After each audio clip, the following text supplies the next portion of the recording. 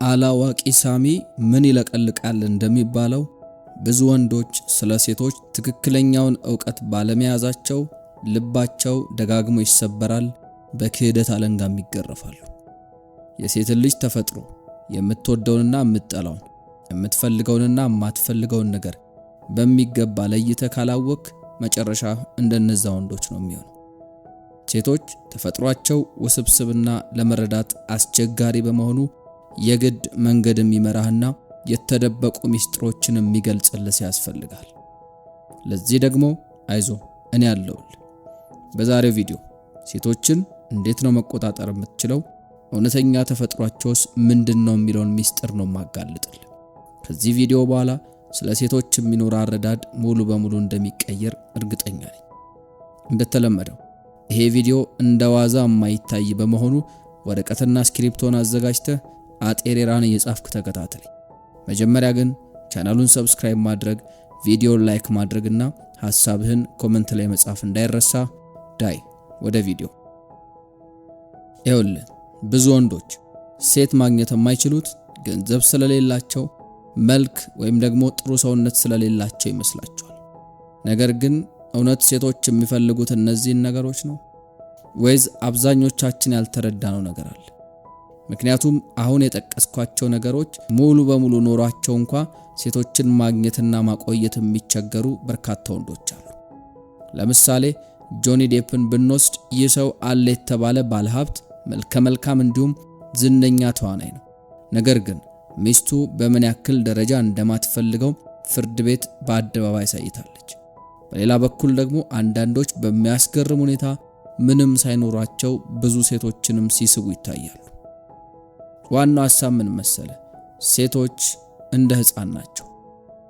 አንዳንዶቻችሁ ይህንን ስል ልትናደዱ ትችላላችሁ። ምን መሰላችሁ? ሴቶችን በቀላሉ ለመረዳት በትልቅ ሰው አካል ውስጥ እንዳሉ ሕፃናት አድርጎ ማሰብ ይግድ ነው። ስለዚህ ከሴት ጋር ስታወሩ ልክ ሕፃን ልጅ እያወራችሁ እንደሆነ አድርጋችሁ አስቡ።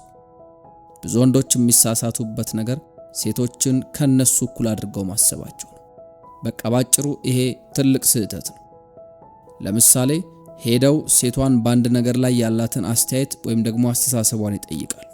በፍጹም ማድረግ የሌለባችሁ ነገር ነው ይሄ። ስለ ሀገር ሁኔታ፣ ስለ ፖለቲካ፣ ስለ ቢዝነስ ወይም ስለ ስራ፣ ባጭሩ በጣም ማሰብ ስለሚያስፈልጋቸው ነገሮች ሴቶችን አታውሩ። ምክንያቱም የሴቶች አእምሮ ስለ እንደዚህ አይነት ነገሮች ግድ አይሰጠው። አንተ ምን ሰራህ፣ ገንዘቡን ከየት አመጣህ ለሚለው ነገር ግድ የላቸው። ስለዚህ እንደዚህ አድርጌ እዛ ድርጅት እንዲሆኑ እንደዚህ ተፈጥሮ የሚል ወሬ ማውራት የለባችሁ። ስለምን ማውራት አለብኝ ካላችሁ ደግሞ እሷ ጋር ማውራት ያለባችሁ ስለ ምግብ፣ ስለ ልብስ፣ ጥፍሯ እንዴት እንደተሰራ፣ ለፀጉሯ ስንት እንዳወጣችና ስለመሳሰሉ ነገሮች ነው። ልክ ሕፃን ልጅ ጫማ ያምራል ሲልህና ማን ገዛልህ ስትለው ደስ እንደሚለው ሁሉ እሷም ደስ ይላታል። ምክንያቱም የሴቶች አእምሮ ከሕፃን የተለየ አይደለም። ይሄ ጥሩ ነገር እንደሆነ በኋላ ላይ ትረዱታላችሁ። ስለዚህ ሴቶችም ልክ እንደ ሕፃን ልጅ እንደዚህ አይነት ወሬ፣ ድራማ ነክ ነገሮችን ምናምን ይወዳሉ። እገሌ እገሌን ወደደ ወይም እገሌ እገሌን ሪጀክት አደረገች የሚሉ ወሬዎችን በጣም ይወዳሉ። ሴቶች ይህንን እንደሚወዱ ለማረጋገጥ የእያንዳንዱን ሴት ኢንስታግራም ፖስት ወይም ደግሞ ስቶሪው ማየት ትችላለህ። አብዛኛው ስቶሪያቸው ወይ ምግብ ወይ ጥፍርና ፀጉር ወይ የሆነ ልብ ወለድ መጽሐፍ ወይም ደግሞ ሬስቶራንትና ሾፒንግ ናቸው። ስለዚህ ከሴት ጋር ስትሆን ማውራት ያለብህ ስለነዛ ነገሮች ናቸው። ይህንን ደግሞ ለይተህ ማወቅ አለብህ። መከራከርና ራስን ማስረዳት በፍጹም አይታሰብም። አንዳንዴ ነርቭህን ለመንካት ይሞክራሉ። ለምሳሌ ወንድ ልጅ እኮ እንዲህ አያደርግም ወይም ደግሞ አንተ እንደዚህ ነገሮች የሉህም ሲሉ በፍጹም ራስን ለማስረዳት አትሞክር። እንዲሆኜ ስለሆነ እኮ ነው እንዳትል፣ ዝም ብለህ ስቀለፍ። የ10 ዓመት ልጅ በሆነ ነገር ቢጎነትልህ ተናደህ ለማስረዳት እንደማትሞክረው ሁሉ እሷንም ልክ እንደዛ ሕፃን አይተለፋት። አንዴ ይሄንን ከሞከርከው በኋላ ውጤቱን ስታየው የሴቶችን አእምሮ መቆጣጠር ምን ያክል ቀላል እንደነበረ ይገባል። ሴቶች የሚፈልጉትና የሚያደርጉትን ነገር ቲክቶክም ላይ አይታችሁ ሊሆን ይችላል። ሴቶች ስለሚፈልጉት ወንድ ሲጠየቁ በጣም የተጋነነ ገቢ ያለውና የማይሆን አይነት ነገር ይናገራሉ። አንዳንድ ሰዎች ይናደዱና እንዴት እንደዚህ ትላለች ብለው ስድብ ይጀምራሉ። እነዚህ ሰዎች የሴቶችን አእምሮ አልተረዱ። አንድን ሕፃን ምንድነው መሆን የምትፈልገው ብትሉት በጣም ትልቅ ነገር ቢጠራ አይ እንዴት እንደዛ ትሆናለህ አትሉት። ምክንያቱም ሕፃን የሚፈልገውን እንኳን አያውቅም። እነዚህንም ሴቶች ብታያቸው ቦይፍሬንዶቻቸው ዝም ብለው ተራ ሰራተኞች እንጂ እነሱ እንደሚሉት አይነት የተጋነነ የህይወት መስመር ውስጥ ያሉ አይደሉም። ስለዚህ ሴቶች የሚሉትን ነገር በፍጹም በቁም ነገር እንዳትወስዱት። ዛሬ ያንን ነገ ደግሞ ሌላ ይፈልጋል። አንተ ደግሞ ሁሉንም መሆን አትችልም። ስለዚህ አንተ እንደ ትልቅ ሰው እጇን ይዘህ ይሄ ነው እያልክ መምራት የለብህም። ብዙ ሴቶች የሚፈልጉትን አያውቁ። ለምሳሌ መኪና የሌለው ወንድ አልፈልግም የምትል ሴት መኪና ከሌለው ወንድ ጋር ታገኛታል። መኪና ያለው ወንድ ብታገኝ እንኳን ተመልሳ ወደዛኛው ትሄዳለች። ለምን? ምክንያቱም ያኛው እንደ ልጅ ይንከባከባታል፣ ትሪት ያደርጋታል።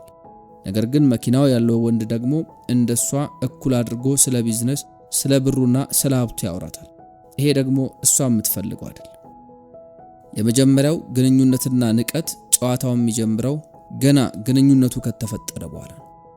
ገና ማውራት እንደጀመራችሁ አካባቢ እናንተን የሚንቅ ነገር ሊናገሩ ይችላሉ። በዚህ ጊዜ ንቀቱን ወዲያው አታስቆሙት።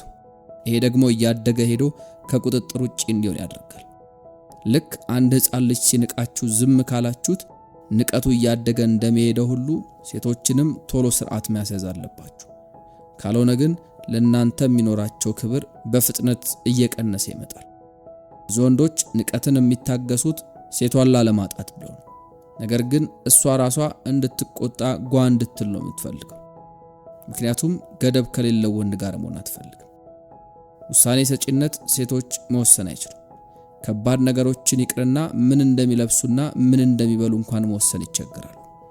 ታዲያ ወንዶች የሚሳሳቱት የቱ ጋር መሰለ?